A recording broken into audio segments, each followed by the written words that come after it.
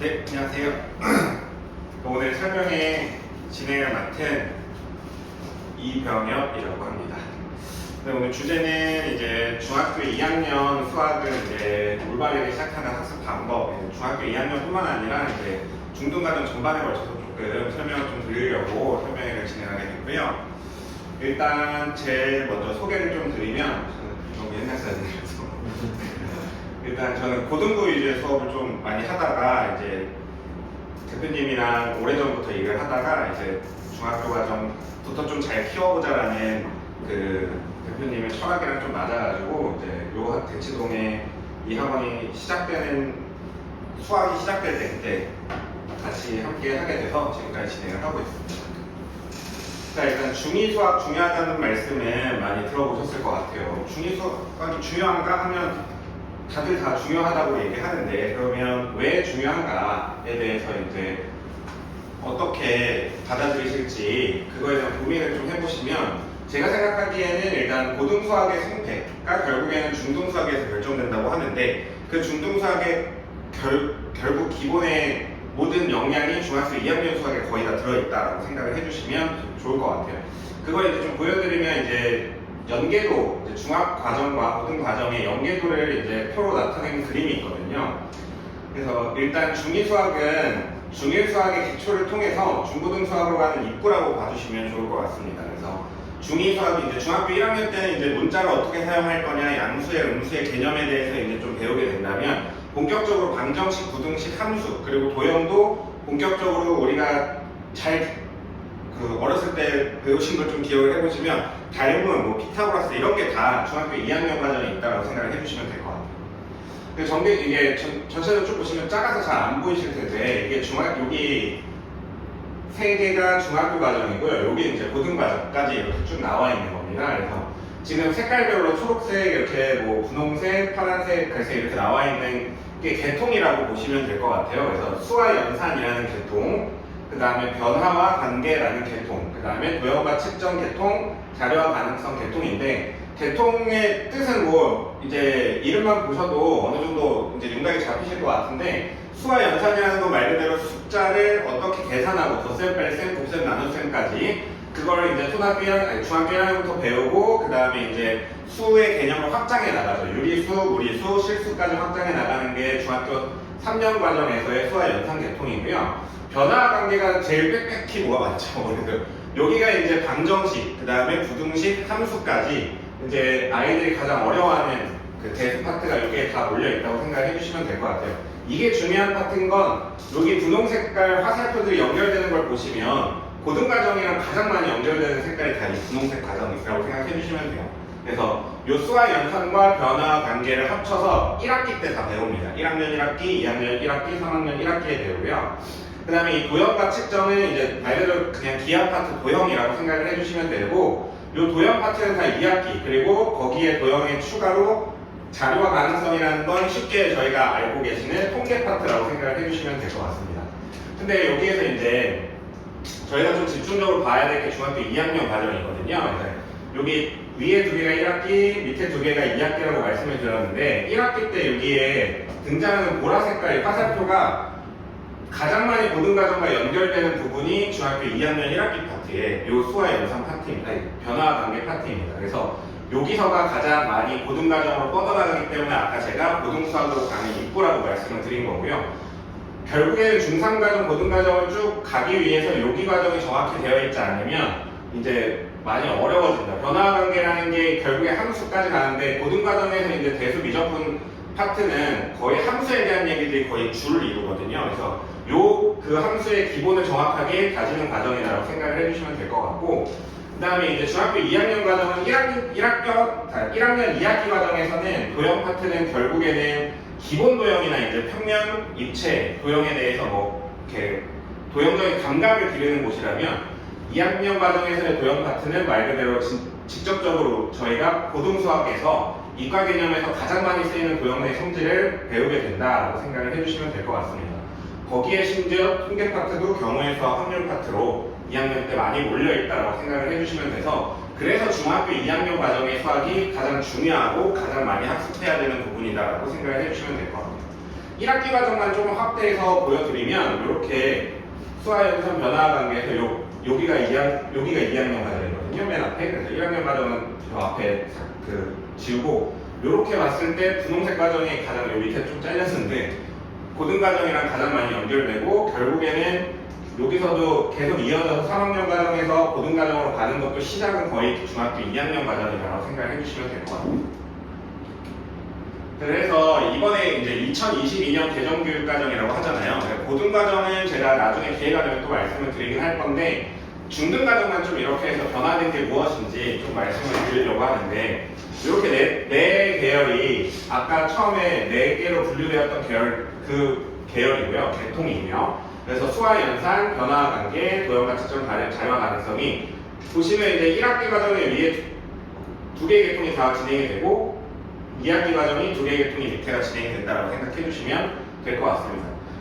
단원은 명으로만 보셔도 2학년 1학기에 현저하게 단원명이 많이 들어가 있는 걸 볼 수가 있어서 이 부분이 가장 아이들 많이 어려워하는 게 방정식도 배워야 되고요. 부등식도 배워야 되고 함수도 배워야 되는데 함수랑 방정식의 관계까지 연결을 시켜야 돼서 2학년 1학기 과정이 조금 많이 공부가 돼야 된다. 그래서 계속 2-1을 좀 반복하고 문제 연습하고 개념 학습을 하는 게 중요하다고 생각을 해주시면 될 것 같아요.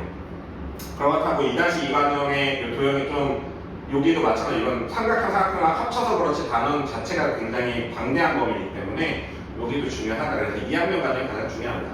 일단 변화된 것만 좀 말씀을 드리면 여기 빨간색으로 박스 친 부분에서 변화가 있다고 생각을 해주시면 되는데 이전 과정에서 이전 교육 과정은 2015 개정이거든요. 그래서 15년에 개정한 거고 지금 이거는 2021년에 개정이 되어서 지금 이미 중학교 1학년 진행이 되어 있는 상태고 지금 올해 2학년 올라가는 친구들도 교육 과정이 2022 개정으로 공부한다고 생각을 해주시면 될 것 같습니다.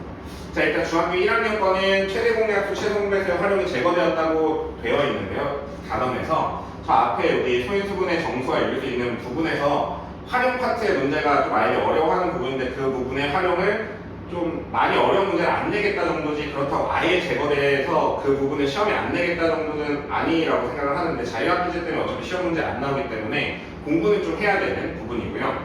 그 다음에 이 대표값 부분이 원래 3학년 과정에 있었는데 3학년 과정에서 대표값이 1학년 과정으로 이동되었다 정도로만 기억을 해주셔도 부방할 것 같습니다. 그다음 중2 과정에서는 뭐 크게 변화된 건 없는데 여기에 도형과 측정의 증명이라는 단어가 재도입되었습니다. 원래 있었던 용어이긴 한데 2015 개정 이전에 한번 빠졌다가 다시 들어온 용어거든요. 지금 증명이라는 거는 결국 아이들 논리적 사고를 가지고 문제를 증명해내야 되는 건데 이제 이거를 시험 문제에서 증명하시오라고 논술형으로 문제를 낼 수 있다 정도로 생각을 해주셔야 될 것 같아요. 그 다음에 3학년 과정에서는 이차함수의 최대 최소가 고1에서 내려왔고 상자 그림과 산점도에서 상자 그림이라는 것이 추가되어서 새롭게 도입되었다 정도만 생각해 주시면 되는데 뭐 3학년 여기 파트는 뭐 어렵지 않고 새로 들어온 것도 크게 뭐 아이들 막 엄청 어렵게 느낄 그런 단어는 아니라서 그냥 이 정도의 변화가 있다 정도만 생각을 해주시면 될 것 같습니다. 그럼 이제 중2 과정에서의 학습을 어떻게 해야 되는가? 결국에는 정확한 개념 학습이 핵심입니다. 제가 중1 과정과 중2 과정에서 넘어올 때 중1 과정의 수학 과정은 거의 다 기초를 토대로 하는 과목들의 그 단원들이 많이 몰려 있었어요. 그래서 기초라는 건 식도 그렇고 문자라는 걸 처음 배우는 것, 그 다음에 수라는 거에서 양수와 음수의 개념을 처음 배우는 것의 기초였다면 이제 그걸 가지고 골격을 완성해서 우리가 중학교 3학년과 고등과정을 넘어가는 그 수학의 과정들의 골격을 완성하는 과정이라고 생각을 해주시면 될 것 같습니다. 그래서 중3 고등수학으로 바로 이어지는 개념들 본격적인 시작의 입구고요.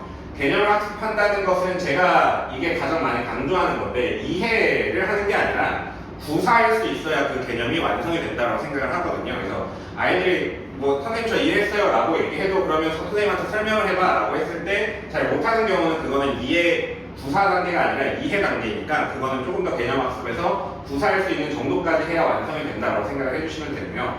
그래서 아이들이 구사를 못하고 이해했다고 착각하고 넘어가면 이제 수학이 암기 과목이 돼버립니다. 아이들이 다 그 개념을 외우려고 하다 보니까 이해해서 이렇게 되는 거니까 내가 이렇게 설명할 수 있을 정도까지 이해가 되어야 한다. 그래서 그렇지 않으면 암기 과목이면 결국 중2과정, 중3과정, 고1과정 넘어갈수록 계속 공식을 암기하려고만 하다 보니까 수학이 암기 과목으로 인식되는 학생들이 있어요. 그러면 수학이 계속 어려워지겠죠. 그래서 암기 과목화 하지 말고 처음에 기초 중1 때부터 시작해서 중2, 특히 중2 과정에서의 모든 개념들이 가장 기본적인 방정식, 부등식 함수를 갖고 있기 때문에 구사할 수 있을 때까지 좀 아이들의 개념 학습이 이루어져야 된다 하는 겁니다. 결국에 구사하는 단계까지 학습하게 되면 외우려고 막 암기식으로 막 이 개념은 이거야 라고 공식을 외우려고 하지 않아도 머릿속에 그게 계속 구조화돼서 스스로 이제 문제를 풀 때도 끄집어낼 수 있게 됩니다. 그래서 그렇게 생각을 해주시면 좋을 것 같아요.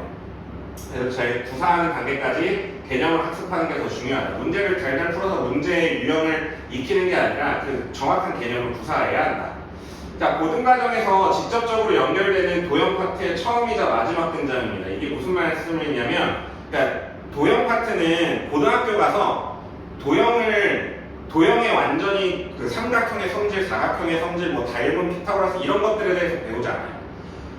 고등학교 때 배우는 도형의 거의 대부분은 방정식과 함수를 이용해서 좌표 평면을 표현하거나 그래프를 그리거나 그거에 대한 뭐 기하라는 과목이 따로 있긴 하지만 거기에서도 우리가 공간 좌표를 설정해서 거기에서 공간 도형에 대한 그 좌표를 설정해서 방정식 또는 뭐 내적, 뭐 벡터까지 가는 그런 거에 등장이지 진짜 우리가 도형을 어떤 삼각형을 봤을 때 이 삼각형과 이 삼각형이 어떤 관계에 있고 뭐 피타고라스를 이용해서 도형의 성질을 이용해서 하는 건 처음이자 마지막 등장입니다. 2학년, 3학년 때 도형이 그래서 고등학교 때 배우지 않아요. 그럼 고1, 고2 때 아이들이 많이 까먹고 있다가 미분적분을 막 하고 있는데 고등학교 때 갑자기 닮음이 툭 튀어나오는 거예요.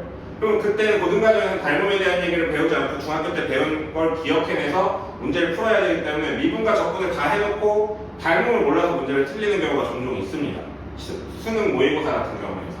그래서 그런 부분들은 많이 나오는 것들은 아이들이 어차피 고등과정 가서 다시 한번 정리하지만 처음부터 잘 그 개념의 구조화가 되어 있어야 된다고 생각해서 정확한 개념 학습이 가장 핵심입니다. 중학교 과정에서. 중2 과정은 특히나 개념 학습을 정확하게 구사할 수 있을 정도로 공부를 해야 된다고 생각을 해주시면 될 것 같아요.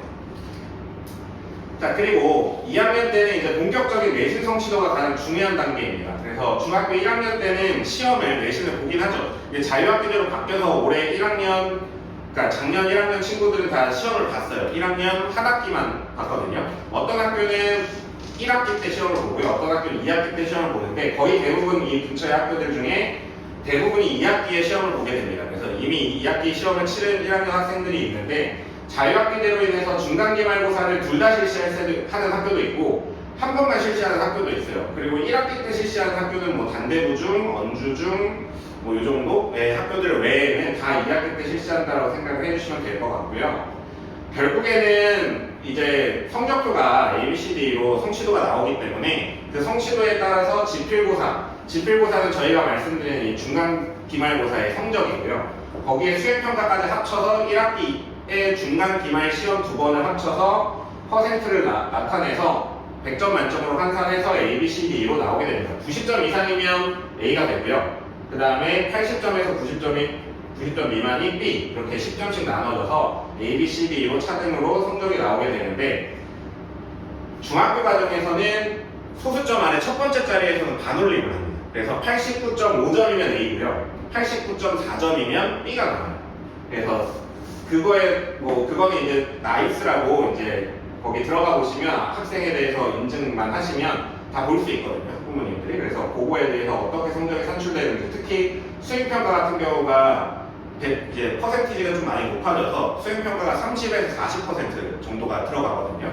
지필고사가 60%지만 60%는 중간고사 한 번, 기말고사 한 번이니까 각 시험마다 30점, 30점 이 정도라고 생각해 주시면 되거든요. 그러면 한 학기 동안 하는 수행평가도 30점에서 40점이 되는 거니까 35점에서 40점 정도라서 수행평가를 많이, 특히 어떤 학교는 제가 실제로 저희 가지고 있는 가르치던 학생 중에 제출만 하면 수행평가 점수를 주겠다라고 했는데 그 친구가 제출 안 해서 빵점을 맞은 거예요. 그래서 지필평가는 많이 잘 봤는데 실제로 A가 못 나오는 그런 경우도 있으니까 수행평가도 많이 아이들을 챙겨주셔야 될 것 같아요. 수행평가는 다 안 내서 가정통신부에 나가거든요. 여학생들은 다 가방에 파일이나 책 같은 데 잘 이렇게 예쁘게 끼워져 있고요. 남학생들은 가방 어디 이렇게 구석에 이렇게 구겨져 있을 거예요. 그래서 그거 보시면 가정통신문 보시면 샘플가 어떻게 진행되는지도 판단하실 수 있을 겁니다. 그 다음에 중학교 2학년 1, 2학기 모두 중간 기말고사를 모두 실시하다. 이제 1학년 때와 다르게 2학년 때는 결국에는 1학기, 2학기 때 모두 중간 기말 총 4번의 시험을 보게 되는 거죠. 그래서 내신 대비가 이제 습관화가 될 겁니다. 어느 정도냐면 3월에 이제 학기를 시작하고 나면 한 학기 정도, 한 달 정도, 한 달에서 한 달, 한 1주, 2주 정도 하면 바로 시험 대비 모드에 돌입을 해야 돼요. 한 달 정도 또 시험 대비에 이제 내신 대비를 좀 공부를 좀 하고 나서 내신 대비 이제 시험 다 끝나고 다시 그 진도를 내신 대비 전에 진행했던 진도를 나가려고 하면 아이들이 이제 한 달 정도 내신 대비를 해서 선생님 까먹었어요. 그럼 그런 상황이 발생하는데 그것도 이제 그 까먹는 걸 최소화하기 위해서 이제 어떻게 수업을 해야 되는지 그 구조를 이제 아이들이 그 전에 했던 것들을 다시 한번 상기시켜주면서 진행해야 되는데 그러고 나서 또 한 달 정도 있다가 또 기말고사가 다가옵니다.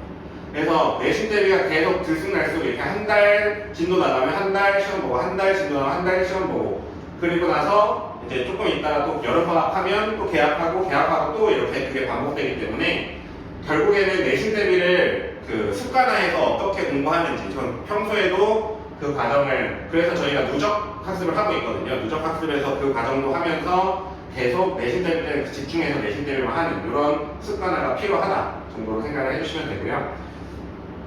이제 내신 대비를 하다 보면 이제 이 근방에서 특히 뭐 원래도 이 근방에서는 그랬지만 특히 이제 교육과정이 바뀌면서 과정중심 평가를 하겠다라고 이제 교육부에서 발표를 해서 그 과정중심 평가가 결국에는 서술형 문제를 많이 내겠다라는 취지거든요. 선다형 문제보다. 그래서 서술형 문제 연습을 통해서 그 서술형 문제를 잘 깔끔하게 쓰는 친구들이 결국에는 개념이 논리적 사고로 잘 정리가 되는 친구들이라서 그 서술형 문제 연습을 통해서 사고 발전이 가장 필요하다고 생각을 합니다.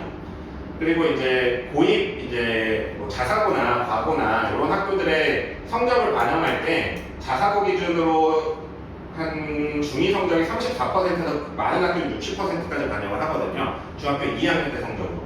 이거는 근데 지금 올해 간 친구들 기준이라서 아직 교육과정이 바뀌기 전의 학생들이에요. 그래서 1학기 때 시험 성적을 반영 안 한 비율이긴 한데 이제 내년 이제 입학 시즌이나 내후년 입학 시즌쯤에 되면은 1학년 때 시험 보는 한 번도 아마 성적이 반영될 거예요. 실제로 경기도교육청에서 이번에 발표를 했거든요. 아직 경기도는 그 중학교 때 성적을 그 내신을 반영해가지고 학생들을 선별하는 비평준화가 그 반비평준화인데도 있고 비평준화인데도 있어서 그 경기도교육청에서 발표를 보면 1학년 때 성적을 6% 반영한다고 하더라고요.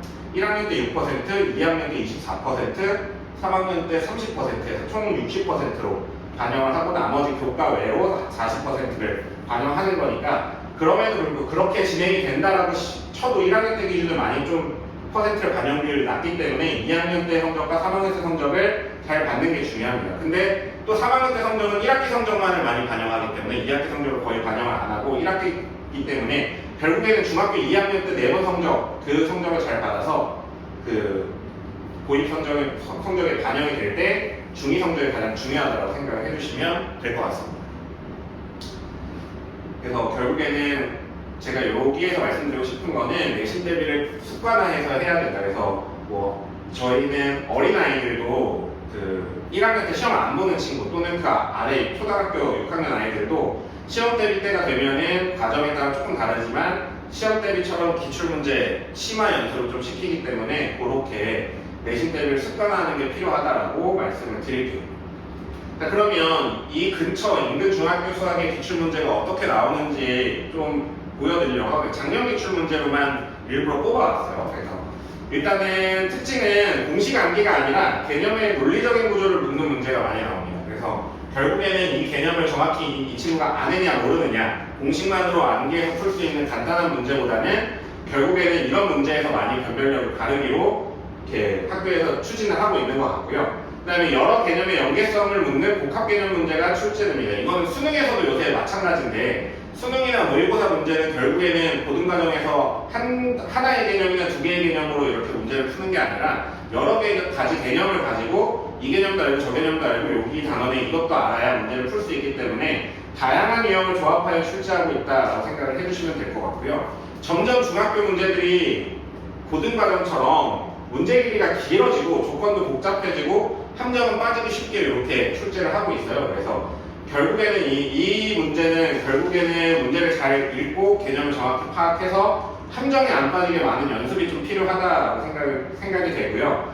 이제 고난도 문항은 1학년 때 과정에서는 많이 없긴 한데 2, 3학년 과정에서는 모의고사 유형이 많이 출제가 됩니다. 고난도 변별력을 가르는 문항은 특히 단대부중이 좀 심하고요. 뭐 대청, 중동, 유종, 역삼까지도 이렇게 고난도 문항은 모의고사 유형으로 고1 3월 모의고사는 중등 과정이 점검이거든요. 그래서 거기에 맞는 문항으로 좀 출제하는 경향이 있다고 생각을 해주시면 되고 개념의 참거짓을 판별하는 문항수가 증가하고 복잡해졌습니다. 특히 이제 이거는 좀 이따 보여드리긴 하겠지만 모든 이런 개념들을 쭉 놓고 알맞은 것의 개수를 찾으라고요. 예전에 저희도 학생 때 시험을 보면 기억, 니은, 디귿 문제도 많이 봤잖아요.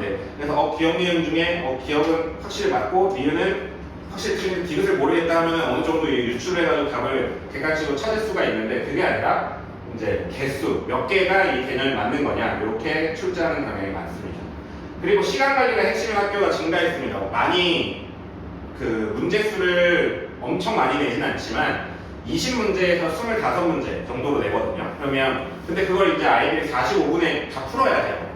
45분 내에 그걸 풀어야 되는데 뭐 쉬운 문제도 있겠지만 결국에는 그 예전에는 맨 마지막 문제들이 가장 어려워서 빨리 다른 거 먼저 풀고 맨 뒤에 문제를 풀었다면 요새는 중간중간에 어려운 문제 하나씩을 툭툭 껴놔서 아이들이 그 문제에서 막히면 그 시험 보는데 막 당황하고 이 문제를 나만 못 푸는 건가 이런 생각 때문에 그 문제를 좀 붙잡고 있으면서 뒤에 쉬운 문제들을 못 푸는 그런 순서를 배열하는 학교들이 좀 증가해서 시간 관리가 좀 핵심이 되었다라고 생각을 해주시면 될 것 같습니다.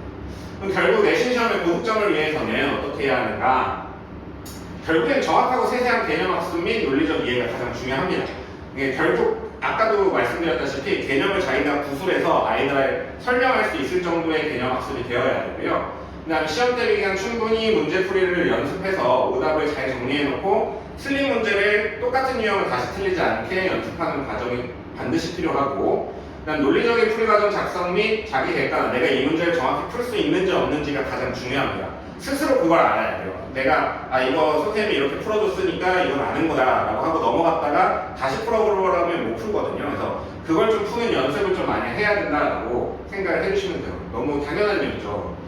왕도가 없기 때문이에요. 성실함이 결국에는 결정합니다. 그래서 아이들에게 계속 이렇게 저렇게 문제를 풀어보면서 내가 아는지 모르는지 그 오답을 잘 정리하는지 개념 정리가 잘 되어 있는지 결국 성실하게 공부하라는 방법밖에 없다라고 생각을 해주시면 돼요. 근데 그 와중에도 그렇게 해도 문제가 많이 어려운 학교들이 이 근처에는 이렇게 한 5대장이라고 저는 얘기하는데 5개 학교가 좀 많이 어렵습니다. 단대부중, 대청중, 역삼중, 중동중, 희문중 이 정도 학교, 중학교 수준에서는 아무래도 대치는 이 지역은 전국에서도 가장 어려운 학교들이 많이 있는데 그 와중에서도 이 5개 학교는 좀 많이 어려울 때가 항상 어려운 건 아니에요.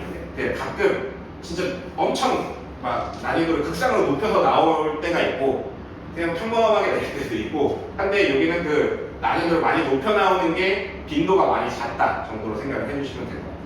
그렇다고 그 외에 이제 다른 학교들이 쉬운 건 아니고요. 그래서 이렇게 난이도가 높은 학교 정도다라고 해서 이 학교들 위주로 한번 문제를 좀 뽑아왔습니다. 이번에 작년 이제 2025년 기출 문제인데 역삼중 이 문제거든요. 이제 이 문제 같은 경우는 뭐 제가 문제를 뭐 풀으라고 이렇게 말씀드린 건 아니고 이런 문제는 이제 이건 2학년 문제긴 한데 여기 1학년 때 개념을 잘 기억하고 있는가를 토대로 문제를 풀어내는 이런 과정이고 얘도 마찬가지로 이 친구는 이제 서술형 문제로 풀이 과정을 정확히 써야 되는 문제다. 그 정도로만 보여드리는 거고요. 그 다음에 중동중 같은 경우는 이 문제가 가장 어려운 문제였는데 결국에는 이거는 시중 문제집에도 잘 없고 교과서에도 찾기가 힘든 문제라서 이걸 이제 문자를 잘 해서 식을 어떻게 잘 쓰고 결국엔 얘도 서술형 문제라서 식을 어떻게 쓸 것인지 그리고 이 녀석은 이제 1학년 때 개념인 약수의 개수의 개념까지 합쳐져서 이 녀석의 문제를 풀어내야 하는 그러니까 복합 개념들이 많이 출제되고 있다는 걸 보여드리는 거고요.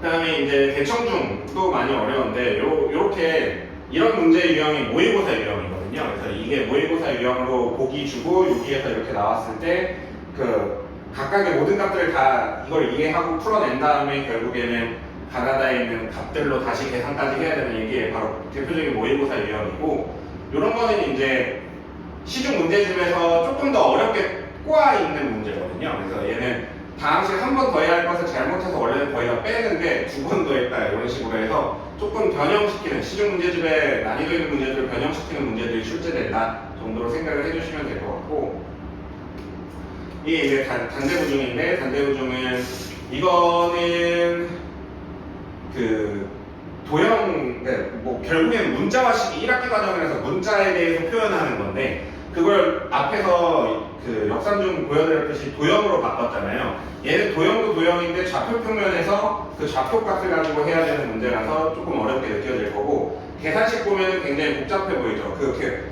A, B, C 자체가 다 복잡한데 거기에 이 식들을 또 정리해서 하면 고1 첫 단원에서 가장 많이 나오는 유형이거든요. 그래서 고1 과정의 첫 단원이지만 그거와 비슷하게 중등 아이들도 계산력을 요구하는, 이건 실수 한번 하면 다 틀리게 되는 문제라서 이렇게 좀 꼼꼼함을 가르게 하는 문제다 정도로 생각을 해주시면 될 것 같습니다.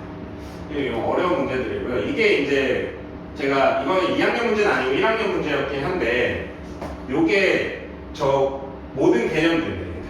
그래서 옳지 않은 것을 고르는 건데, 예전처럼 기억니은 것이 아니라 옳지 않은 것, 이 모든 것을 정확히 알고 있어야 그 개수를 찾을 수가 있겠죠. 이런 문제들이 출제된다는 거예요.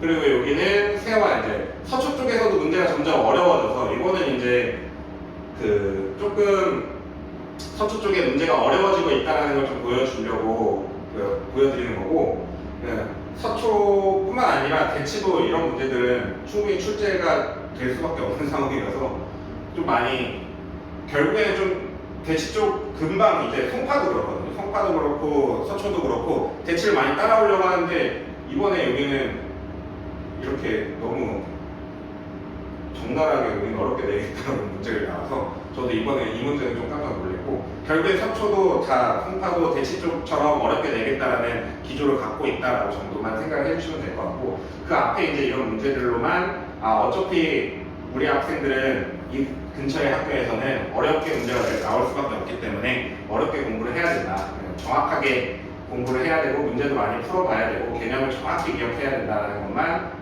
기억해 주시면 될 것 같아요. 그럼 어떻게 올바르게 학습을 해야 되는가에 대해서 제가 제 나름대로의 이제 정리를 좀 해봤는데요. 우리 학생들은요, 제가 보기에 특징이 딱 두 가지. 굉장히 수동적입니다. 굉장히 능동적으로 뭔가를 하려고 하는 성향이 아직 많지 않아요. 중학생들.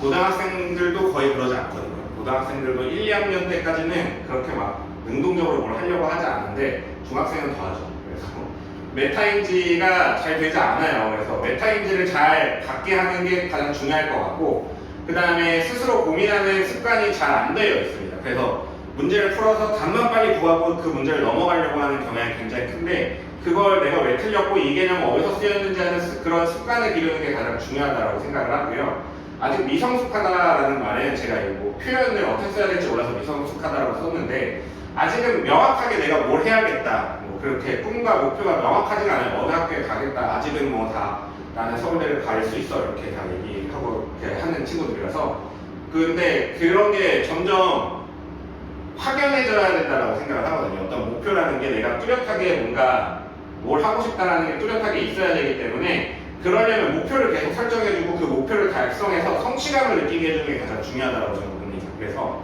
작은 목표부터 성취감이 잘 가질 수 있도록 그렇게 목표를 계속 설정해주는 게 제일 중요할 것 같고, 그 다음에 꾸준히, 여기서부터 똑같은데 꾸준히 자기가 잘 하고 있는지, 그거를 목표를 달성하는 걸 보면서 성취감을 얻는 걸 보면서 계속 관찰하는 게 제일 중요할 것 같아요. 그럼 이걸 어떻게 수학적인 공부에서 어떻게 적용할 수 있을까 해서 제가 결국에는 제가 생각하는 그 가장 올바른 학습법이라고 생각을 하거든요. 메타인지 학습이라고 하는데, 내가 이 문제를 풀 수 있나 없나를 확인하는 방법입니다. 일단은 결국에 문제를 다 풀죠. 1번 문제, 2번 문제, 3번 문제가 있다고 한다면 문제를 막 풀이 과정을 이렇게 쓰고 문제를 다 풀었어요. 그래서 채점을 딱 하는데, 얘는 맞고 1번 맞고 2번, 3번 틀린 거예요. 그러면 보통 보통 이렇게 하면 선생님 다시 풀어보려고 하지 잘 안 해요. 선생님 이거는 왜 그런 거예요? 바로 질문하려고 하는데 그때 스스로 고쳐보는 게 좀 중요합니다. 스스로 고쳐서 고민해서 이 문제를 어떻게 풀어야 되는가를 고민하는 과정 자체가 공부거든요. 그래서 이 문제를 틀렸으면 그 문제를 풀 과정을 다시 지우고 다시 한번 풀어봅니다. 그럼 다시 풀어봤더니 또 틀렸어요. 근데 3번은 맞았을 때는 3번을 칩니다. 그리고 나서 이번 문제를 다시 한 번 더 풀어보라고 이제 시키면은 한 3번 정도 틀리면 이렇게 3번 정도 틀리면 이 문제는 모르는 거니까 별표를 치고 선생님이나 아니면 뭐 도움을 받아서 풀이를 이제 저한테 갖고 오면 저는 이렇게 색깔별로 저렇게 체크를 해주거든요. 그래야 좀 아이들이 잘 보고 한 번 구웠는지 두 번 구웠는지 같은 색깔로 하면 잘 모르기 때문에 다른 색깔로 3번 정도 틀린 문제는 저한테 제가 이제 옆에 가서 첨삭을 이렇게 해줍니다. 제가 이렇게 풀어서 이렇게 풀어서 이렇게 풀어줘서 뭐 이렇게 딱 하면 A는 그래서 1이고 B는 2야. 그러면 아이들에게 이제 네가 다시 한번 풀어봐 라고 하면 아이들은 A 플러스 B를 구하는 거니까 3, 여기만 딱 결정합니다. 그 위에 풀이를 보지 않아요. 그래서 A 내가 여기까지 구해줬으니까 그러면 그냥 연산만 하고 끝내버리면 아이들이 대부분이거든요. 그래서 그런 걸 방지하기 위해서 제가 생각하기에 이 친구들한테 이거를 요렇게 포스트잇이라고 하죠. 가려서 다시 풀어보게 하는 게 가장 좋아요. 그래서 이걸 틀린 문제, 한 번 틀린 문제도 마찬가지고 맞은 문제는 뭐 확실히 처음부터 아는 거라고 생각하고 포스트잇을 잘 하지 않지만 이렇게 해서 다시 풀어보게 하면 이 친구가 정확히 아는지 모르는지가 결정이 됩니다. 이 풀이를 보고 정확히 이해했으면 다시 풀어보고 맞았으면 이 풀이를 맞았으면 그냥 냅두고 틀렸으면 이 포스트잇을 다시 떼냅니다. 그리고 나서 다시 한번 붙여서 풀어보고 그때도 안 되면 다시 이거 자기가 다시 맞았으니까 풀어본 풀이를 보거나 아니면 선생님이 풀어준 풀이를 보거나 해서 다시 한번 학습해보고 그래도 뭐 이해가 안 되는 부분이 있으면 해보고 이걸 좀 반복해서 시키면 결국에는 이 문제를 내가 습득하게 되는 과정이라고 생각하거든요. 그래서 이런 방법이 제가 생각하는 가장 이상적인 학습이지 않을까. 결국에는 그래서 혼자 스스로 다시 풀 수 있는 것이 학습의 완성이다 라고 생각을 해주시면 될 것 같아요. 근데 결국에 푼다는 건 내가 그 개념을 정확히 안다는 거니까 아까 처음에 말씀드렸던 개념을 구사하는 수준에서 문제를 풀어야 한다. 그래야 이런 오답이 많이 발생하지 않는다고 생각을 해주시면 될 것 같습니다. 그럼 어떻게 공부를 해야 올바른 공부법일까? 저는 결국에는 저희들이 중학교 아이들의 수학을 공부를 가르치고 있지만 결국에는 아이들의 궁극적인 목표는 대학교를 잘 가기 위함이거든요. 학습을 하는 거는 뭐 나중에 뭐 취업을 잘하고 막 이런 거 하고 싶은 일을 하고 막 이런 거는 둘째치고 일단 공부를 시키는 데 있어서는 성공적인 대입이 제일 궁극적인 목적이기 때문에 그 궁극적인 목적을 달성하기 위해서는 결국 고등 과정에서 고득점을 받아야 돼요. 그게 수능이 됐든 내신이 됐든 고등 과정에서 성적을 잘 받아야 원하는 목표를 이룰 수가 있기 때문에 그 과정은 고등 과정에서 그런 고득점을 받기 위해서는 결국엔 처음에서 말씀드린 바와 일맥상통하듯이 중등 과정에 완벽한 이해가 있어야만 고등 과정이 고득점이 나올 수밖에 없습니다. 그래서 그 2학년 1학기 과정에 거기에 딱 입구라고 아까부터 말씀드리는 거예요. 이건 단적인 예로 제가 문제를 갖고 온 건데 1학년 1학기 과정의 문제와 고등학교 2학년 대수 과정이거든요. 이건 지금 수능 범위입니다. 뭐 문제가 수능 문제는 아니지만 수능 범위에 있는 문제를 이렇게 비교를 해보면 사실 거의 똑같은 문제예요. 여기는 이 공식을 알려주는 것, 여기는 이 대수 과정에서 이 공식이 기본적으로 내가 알고 있는 것, 이 차이지 문제 똑같거든요. 그래서 중학교 과정과 고등학교 과정에서 결국엔 중학교 과정을 깊이 있게 공부해서 심화 과정까지 하면 고등 과정까지 커버가 되는 겁니다. 그래서 결국에는 중등 과정의 완벽한 이해를 통해서 고등 과정의 고득점을 얻을 수 있다, 완성할 수 있다 정도로 우리가 목표를 잡고 중등 과정에서 공부를 해야 된다고 생각을 합니다. 그럼 중2 수학, 중2 수학뿐만 아니라 중2 중상 수학의 똑같은 핵심 구성인데요. 결국에는 아이들이 가장 중요하게 받아들여야 되는 단계가 저는 파트가 네 파트라고 생각해요. 물론 이게 통계 파트도 이제 좀 껴들어가 있을 수 있는데 중학교 때 통계 정도는 크게 어렵지 않게 경우의 수 확률이 조금 어렵게 느껴질 수 있지만 그 부분을 제외하고 통계 파트가 그렇게 어렵지 않기 때문에 이 4개의 파트의 연습을 충분히 많이 하셔야 됩니다. 특히 연산은 어쩔 수가 없어요. 기본적인 연산이기 때문에 수학에서 연산을 모르면 다른 걸로 과정을 알아도 문제를 풀어내기가 어렵기 때문에 익숙함이 필요하고요. 여기는 속된 말로 이제 양측이라고 합니다. 연산은 결국에는 양으로 많이 승부를 봐야 돼요. 그래서 계속 문제를 풀면서 실수가 없도록 다량의 연습이 가장 중요하다라고 생각을 해주시면 될 것 같고요.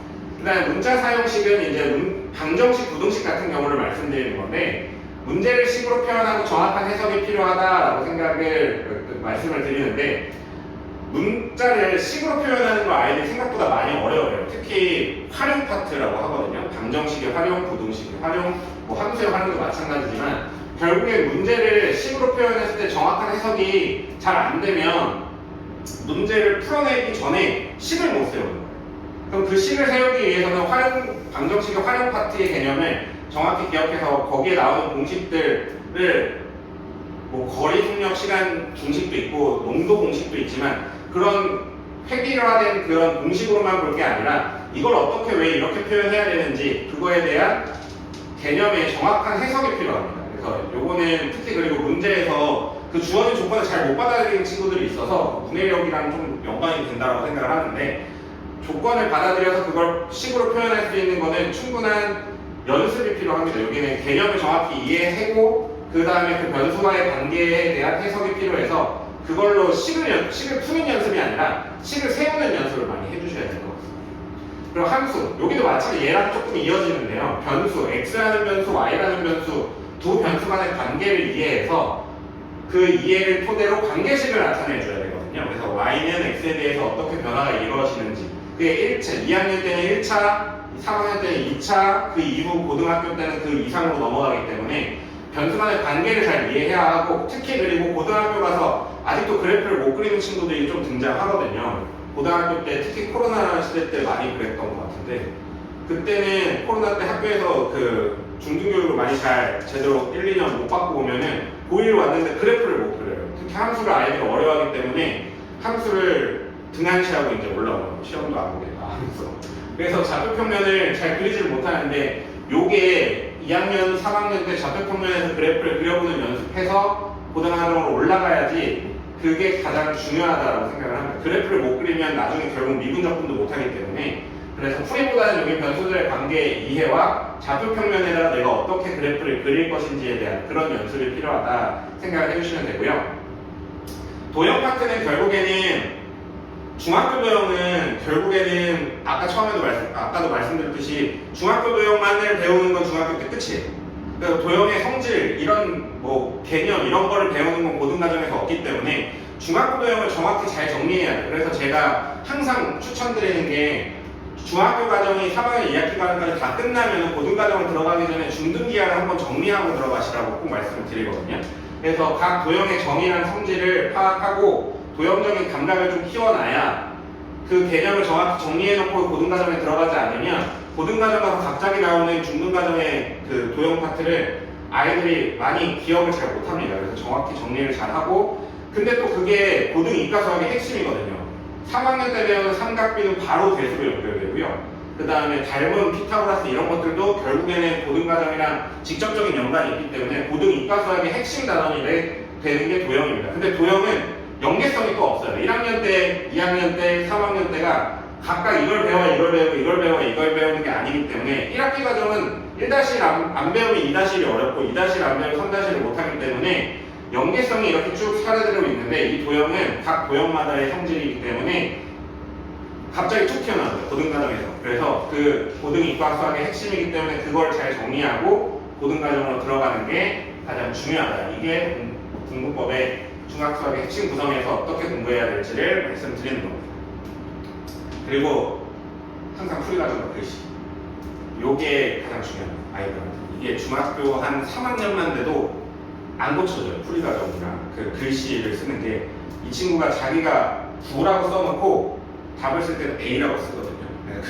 그 풀이과정과 글씨는 중학교 3학년 때부터는 잘 안 고쳐져요. 근데 아까도 초반에 말씀드렸다시피 이제 서술형 문제 위주의 그 시험 문제들이 많이 출제될 거기 때문에 결국 손해는 자기가 보는 거예요. 선생님이 내가 아무리 9라고 써서 선생님이 그걸 A라고 보면은 그거 틀리는 거거든요.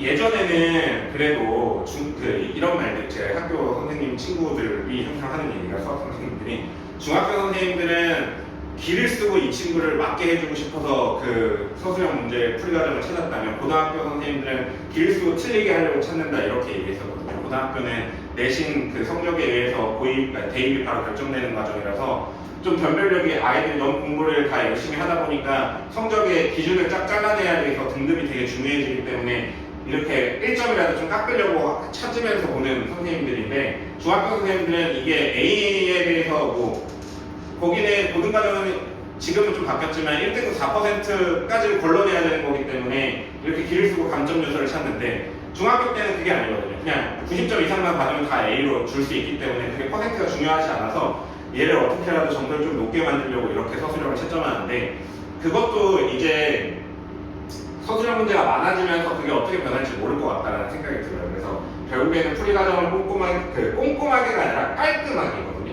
이렇게 글씨를 알아보고 깔끔하게만 쓸 수 있으면 선생님들이 웬만해서 감점하지 않는다 정도 중학교에서는 그렇게 생각을 해주시면 돼서 이거는 초등학교나 중1까지 늦어도 중2 안에는 글씨는 좀 고쳐야 되겠다라고 저도 계속 아이들한테 글씨로 잔소리를 하긴 하는데 그게 생각보다 어릴 때 아니면 잘 안 고쳐지긴 해요.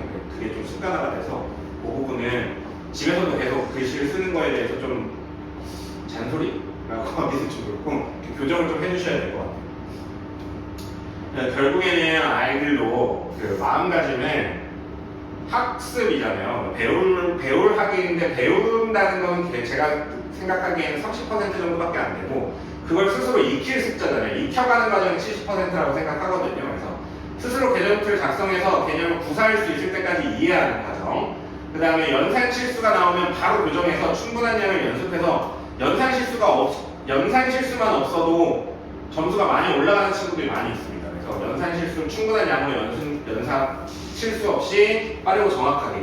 이게 또 핵심인데요. 1학기 과정은 특히나 빠르고 정확하게 가장 중요합니다. 고등 과정도 마찬가지고 중학교 과정에서는 도형 파트가 아닌 1학기 과정은 이게 가장 많이 중요하거든요. 빠르고 정확하게. 어쩔 수 없이 주어진 시간 내에 문제를 모두 다 풀어내야 되기 때문에 실수 없이 빠르게 푸는 걸 능력으로 삼을 수밖에 없어요. 저도 그걸 많이 좋아하진 않는데 아이들이 많이 고민해서 이렇게 사고해서 공부해서 문제를 푸는 걸 좋아하는데 시험이라는 그 안에서는 결국에는 빠르고 정확하게 풀어내서 그걸 답을 찾아내는 게 성적을 받을 수 있는 길이기 때문에 요거는 연산에서만큼은 특히나 빠르고 정확하게 실수 없이 문제를 풀어내야 된다라고 생각을 하고요. 그다음 배운 개념을 토대로 스스로 익히는 과정에 시간과 노력을 충분히 쏟아야 됩니다. 과제를 내주면 어떤 친구들은 자기가 막 이렇게 내가 왜 이렇게 푸는지를 꼼꼼하게 적는 친구들이 있고요. 그다음에 답만 빨리 내기 위해서 특히 도형 파트에서 좀 더 심한데 이게 이렇게 되니까 얘는 이거야 하고 풀이 과정 거의 없이 답만 이렇게 씁니다. 근데 뭐 답만 써서 맞는 친구들도 있지만 그런 경우에는 그걸 풀이 과정을 연습을 충분히 과제에서 해오지 않으면 나중에 그거 갑자기 시험장에서 풀이 과정을 못 쓰거든요. 그래서 그런 시간과 노력을 충분히 쏟아야 된다라고 생각을 해주시면 될 것 같고 결국에는 이제 교육과정이 바뀌면서 고등과정도 바뀌었다고 말씀드렸잖아요. 고등과정에서는 수능 범위가 약간 좀 낮아졌습니다. 그래서 빠른 선행보다 그거는 뭐 나중에 자세하게 말씀드릴게요. 빠른 선행보다는 확실한 학습이 더 중요합니다. 그래서 어떤 과정 하다가 마무리됐을 때 그 과정에 교재가 60, 70% 정도는 스스로 가능할 정도로 공부가 되어 있어야 다음 과정을 나갈 수 있지. 이걸 그냥 선생님이 수업하는 것만 이렇게 개념 적고 막 문제 풀어서 선생님이 시켜주는 거 그냥 그 당시에만 하고 복습 안 해가지고 다 까먹고 다시 한번 그거에 대해 성취도 테스트를 봤는데 50점도 안 나온 성적이면 그건 다음 과정으로 가는 것보다 그 과정에서 조금 더 빨리 연습하고 넘어가는 걸 추천드립니다. 그다음 정확한 풀이 과정을 작성해서 서술형 문제풀이 연습이 가장 핵심이다. 이거는 아까도 계속 강조했던 거라서 이거는 이렇게 그냥 언급만 하고 넘어갈게요. 이제 저희 학원의 공부법에 대해서 이제 좀 소개를 드리면 저희 학원은 몰입, 체움, 누적, 끝장이라는 이 4단계의 과정으로 공부를 시키고 있다고 생각을 해주시면 되는데 몰입이라는 거는 충분한 학습량을 확보해야 된다. 한 공간에서 한 정해진 시간에 그 자기의 공부를 하는 목표를 설정해서 공부를 하는 것, 적절한 난이도가 제일 중요하거든요.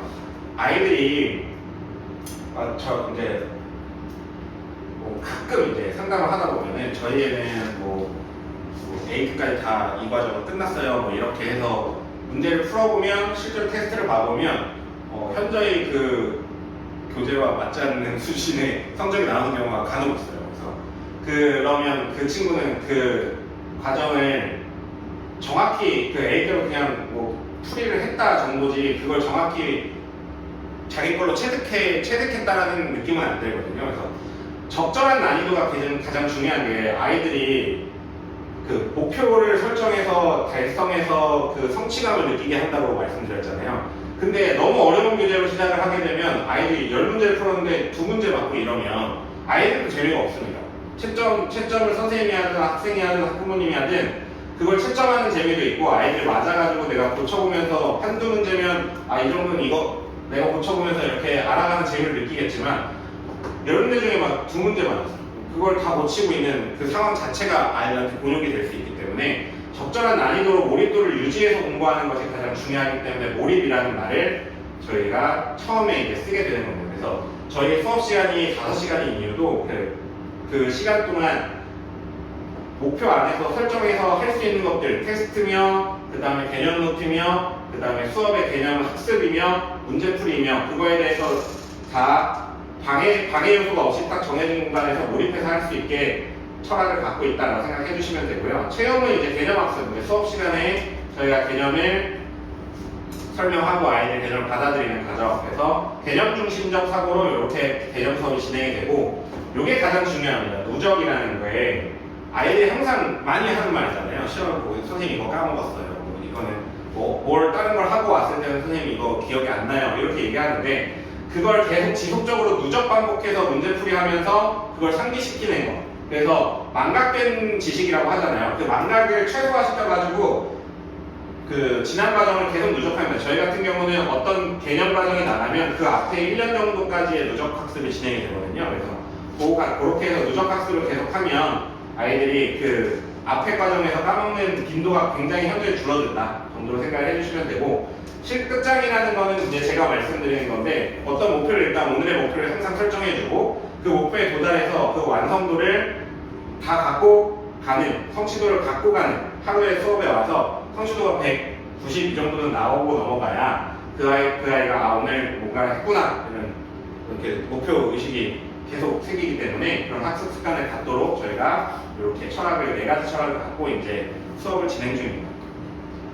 저희 커리큘럼을 이제 말씀드리면 1, 2월, 그 다음에 3월에서 7월, 8월에서 12월 이렇게 2달, 5달, 5달 이렇게 나눠져 있거든요. 그래서 각 이 나눠진 기간별로 1개 단원 정도가 진행이 된다라고 생각해 주시면 될 것 같아요. 근데 요 1, 2월 달에 이 2달간은 그 선행진도로 한 학기 과정이 다 진행이 될 수도 있고 아니면 그 이전 과정에 있는 실전, 기출, 심화 문제로 심화 학습으로 개념 수업이 진행이 될 수도 있고 아니면 선행 학습을 하면서 1회 정도 필수 특강으로 진행해가지고 그 필수 특강을 통해서 심화 특강이 또 진행이 되는 거예요. 2달 동안만 그렇게 진행할 수 있다. 그래서 여기는 주 3회 수업이 진행될 수도 있고 아니면 주 2회 수업으로도 진행이 되거나 그거는 그때그때 선생님이 판단하에 그 다음에 아이들의 선행 과정과 그 다음에 수준에 맞게 좀 진행하는 편이라고 생각을 해주시면 될 것 같고요. 그 다음에 5개월짜리는 이제 한 학기 과정에 선행을 진행합니다. 만약에 예를 들어서 여기에 2-1을 진행하면 여기는 2-2를 진행하는 거예요. 그래서 그렇게 진행하고 100분 3교시 체제로 학습이 진행이 되고요. 그 다음에 테스트, 그 다음에 오답 누적, 끝장 학습이라고 해서 결국에 테스트를 보고 오답 관리하고 그 다음에 누적 문제풀이까지 어떻게 진행하는지는 조금 뒤에 자세히 말씀을 드릴게요. 그 다음에 근데 이게 5개월 과정이면 하는 과정이 조금 느리게 진행되는 거 아닌가 싶은데 여기에 꼭 내신 대비가 2달이 들어갑니다. 그래서 중간고사 기간 1달, 기말고사 기간 1달이라서 실제로 한 과정이 진행되는 과정은 한 3개월 정도, 3달 정도라고 생각을 해주시면 되고요. 여름 특강은 조금 꼭 필요한 경우에만 진행을 하고 있다는 점 말씀드릴게요. 제가 목표는 이건 이렇게 좀 귀여워서 한번 갖고 와봤고요. 금같이 이렇게 그 개념 노트, 그 다음에 확인 테스트, 누적 테스트, 그 다음에 하루 목표 이렇게 해서 목표를 완성하고 학원에서 파원할 수 있도록 이렇게 진행 중이다. 제가 이제 신규반을 하나 진행을 하게 돼서 그거에 대한 안내를 좀 먼저 드리고 마무리를 좀 하는 걸로 할게요.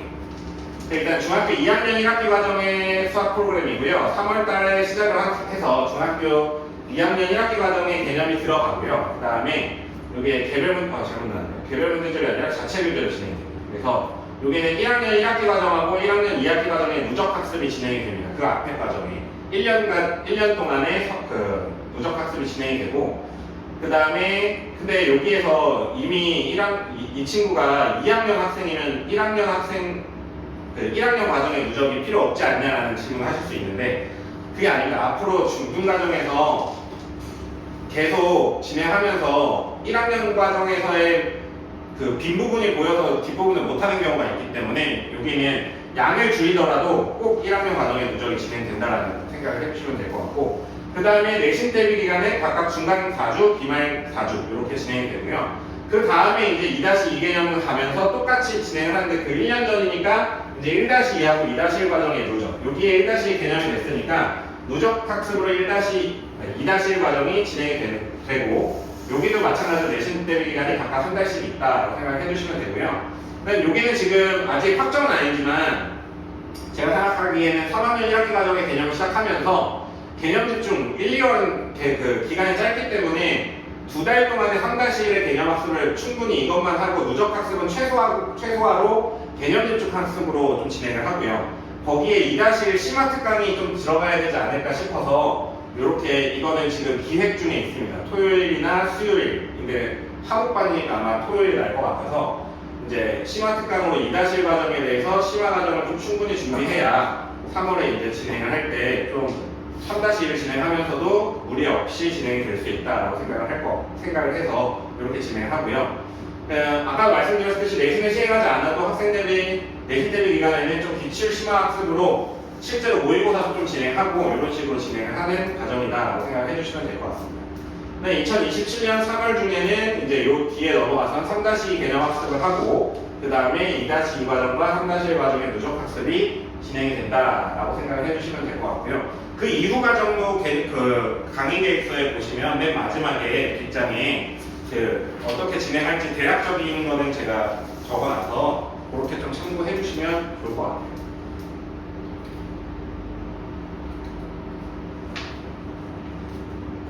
이제 저희는 이제 아까 살짝 본 그림 보여주셨잖아요. 그래서 1일 목표 완성은 이제 매 수업 정해진 목표 달성 후에 달성을 다 해야 하원을 하고, 목표 달성의 성취감을 좀 습관화해서 아이들이 이게 처음에는 다 못해서 또 시간이 되면 가면 안 돼요 하다가도 이게 계속 제가 초반에 이제 안 보내주면 결국에는 좀 빨리빨리 하려고 하더라고요. 그래서 결국에는 다 제 시간에 또는 뭐 늦어도 한 10분, 20분 안에 다 가거든요. 그래서 목표 달성의 이게 습관화가 되면은 결국에 목표를 다 달성하고 가게 된다. 그러면서 성취감이 이렇게 계속 습관화가 된다라고 생각을 해주시면 되고, 그 다음에 1일 목표 완성도가 주간 60% 미만이면 복충 학습을 진행하면 거의 대부분 토요일날 진행을 하는데요. 목표 완성도 뿐만 아니라 테스트도 제가 보충을 진행해서 그거는 좀 이따 말씀드리고, 누적학습 테스트 오답 고쳐서 확인하고 개념부터 작성하고 1일 목표량의 문풀을 하는 게 이게 가장 기본적인 1일 목표거든요. 일단 항상 있는 거예요. 누적 테스트 확인 테스트의 오답을 고쳐서 확인받고, 개념부터 작성해서 확인받고, 그 다음에 제가 1일 하루에 어느 정도 문제를 오늘 진도 나간 부분에 대해서 어느 정도 풀어야 된다라고 문제를 목표를 딱 설정해주면 거기까지 딱 풀고 채점 받고 갑니다. 그래서 그렇게 1일 목표 완성하고 가는 걸로 생각해 주시면 되고, 그 다음에 테스트는 중1과정 전범위의 누적 테스트가 진행됩니다. 지금 2학년 1학기 과정이니까 그 누적 범위에 대해서 다 25문항 50분 정도로 진행하고, 그 다음에 진도를 나가는 2-1 과정에서 확인 테스트는 그날 배운 진도 또는 전날 배운 진도에 대해서 8문제에서 10문항 정도 20분 정도로 진행을 하고요. 요건 2교시 때 이제 100분 그 관리 시간에 진행을 하는 거고, 그 70분이잖아요. 그럼 나머지 30분 정도는 개념 노트를 작성하고, 스스로 개념 노트 작성하고, 목표량 문제를 풀거나 과제 오답을 고치거나 이런 식으로 진행이 된다는 점 생각해 주시면 되고, 매 대단원을 종료하면 그 강의 계획서에 항상 오른쪽에 제가 대단원이 끝날 때 대단원 테스트라고 이렇게 말씀드렸잖아요. 이게 1, 2월 달에는 진도가 바빠서 조금 못하는 진행을 못하는 경우가 있는데 대신 누적 테스트가 계속 진행되기 때문에 이거는 대단이 끝나면 대단 테스트를 3월 5개월 기간에서는 꼭 실시를 하고요. 그때는 이제 주간 대단원 테스트를 진행할 때는 누적 테스트 대신에 대단원 테스트랑 확인 테스트만 진행하고 그 다음에 과정이 다 마무리가 되면은 성취도 테스트를 진행합니다. 그래서 대단원 테스트는 70점 미만이면 재시험을 보게 되고요. 그 다음에 재시험을 2번 2회 미통과되게 되면 보충학습을 통해서 다시 또 재시험을 보는 그런 과정이라고 생각을 해주시면 되고, 성취도 테스트는 과정이 끝나고 보는 거기 때문에 평균 2번을 봐서 2회를 보거든요. 그래서 평균 70점 미만씩 재시험을 보고 재시험 50점 미만이면 다음 과정을 나가지 못하거나 보충을 통해서 뒷부분을 좀 진행하고 이렇게 뒤늦게 나가는 그런 과정이라고 생각을 해주시면 될 것 같습니다. 그다음 누적 문제풀이는 중1 1-1 과정과 중1-2 과정의 누적 문제풀이를 진행을 하고요. 자체 교재로 제가 문제를 뽑아서 줄 거예요. 그 다음에 1-1 과정은 2차 누적이지만 성취도에 따라 난이도가 좀 이게 신규반이기 때문에 이게 1학년 1학기 과정부터 쭉 왔으면은 이미 1-1 과정이 2번 누적이 되는 거거든요. 근데 그 2번 누적을 지금 못하고 바로 첫 번째 누적으로 진행하는 거기 때문에 성취도에 따라서 난이도를 좀 조절할 수 있다 정도로만 생각해 주시면 될 것 같고, 그 이후에는 1년 과정까지 계속 누적 학습이 진행이 된다고 생각해 주시면 돼요. 1차 누적, 그러니까 2-1을 여기서 진행을 했으면 그 다음에는 여기에서 2-1 첫 번째 누적이 진행이 되잖아요. 그때는 이제 1차 누적은 RPM이나 쌤비 정도의 난이도로 문제를 제가 선별해서 주는 거고요. 그리고 나서 이 과정이 끝나고 다음 과정을 갈 때 여기에서 그러면 1년 전 과정이니까 여기에서 했던 누적 학습이 여기에서도 한 번 더 과정이 진행이 됩니다. 그래서 그때는 2차 누적이라고 하는데 그때는 센시 또는 일품 정도의 난이도로 진행을 하겠다라고 말씀을 드리겠습니다. 이반 테스트는 이제 2-1 진행하기 전에 1-1 과정과 1-2 과정에 각각 이반 테스트를 진행하고요. 이거는 뭐 통과 미통과를 결정하는 것보다는 그 과정에 맞냐, 그 과정에 1학년 과정이 잘 되어 있냐 안 되어 있냐를 좀 판단하고, 그 다음에 너무 현저히 안 되어 있으면 과정을 1-1부터 진행하라고 추천을 드리고, 그게 아니라면 좀 보충이나 뭐 클리닉을 통해서 그 1-1학년 과정을 좀 채우면서 2-1 과정을 진행한다고 생각해 주시면 될 것 같습니다. 자세한 내용은 강의서에서 좀 참고를 부탁드리고요. 그럼 제가 이제 마지막으로 제가 드리는 이제 약속 정도라고 할까요? 그래서 내신 대비 기간을 제외하고 제가 내는 모든 테스트 문항은 다 서술형 연습을 위해서 주간식 또는 단답형 문제입니다. 객관식 보기는 다 없어요. 그래서 일단 풀이 과정을 조금이라도 쓸 수 있는 문제들로 출제를 하니까 그렇게 생각을 해주시면 되고, 이건 주간 서술형이라고 하는데 지금 기획이라고 써놓은 거는 제가 이걸 하긴 할 건데 이게 누적 문제 풀이 때 할지 아니면 내신 대비 때 할지를 지금 아직 결정을 못해서 이건 1학기 과정이 좀 더 필요할 거라고 생각을 하거든요. 서술형 문제라서 도형 파트보다는 1학기 과정을 위주로 일단 먼저 좀 진행을 하려고 하는데, 특히 이제 지금 이제 내신 대비 들어가야 되는 친구들은 이걸 누적해서 못하기 때문에 내신 대비 때 진행을 할 거고, 그 이후에 2-1의 시험 내신이 있는 친구들은 누적해서 할지 아니면 내신 대비를 할 때 할지는 좀 기획 중에 있어서, 이게 뭐냐면 모든 문제가 이렇게 서술형 문제로 풀 수 있게 제가 만든 문제들이거든요. 그래서 제가 여기에 태블릿으로 이렇게 풀이 과정을 써서 이걸 아이들한테 보내줄지 아니면 아이들에게 화면에 띄워놓고 풀이를 적을 수 있게 해줄지는 아직 그건 결정을 못했는데, 이런 식으로 서술형 문제가 지금 계속 강화돼야 되는 추세이기 때문에 제가 항상 서술형에 좀 강조해서 문제를 풀 수 있게 아이들을 좀 지도한다는 거, 그게 일단 첫 번째 제가 강조드리는 부분이고요. 그리고 마지막으로 이제 제가 이렇게 리뷰를 드립니다. 그래서 뭐 제 과제 완성도며 뭐 테스트 성적이며 이렇게 해서 일주일에 적어도 일주일에 한 번 정도는 리뷰를 드리니까요. 그래서 주간 리뷰 거의 제가 요새는 매일 드리려고 노력을 하는데 이렇게 생각보다 가끔 이렇게 건너뛰고 이래가지고 그래서 적어도 일주일에 한 번은 보내드리는데 매 두 번 수업에 한 번은 이렇게 좀 간단하게 보내드리고 한 번은 좀 이렇게 길게 보내드리려고 노력하는 편이라서 그렇게 좀 생각을 해주시면 될 것 같습니다. 네, 일단 제가 준비한 설명은 여기까지고요. 항상 좀 성실하게 아이들 좀 꼼꼼하게 좀 가르치려고 하고 있으니까 좀 믿고 잘 지켜봐 주시면 좋겠습니다. 감사합니다.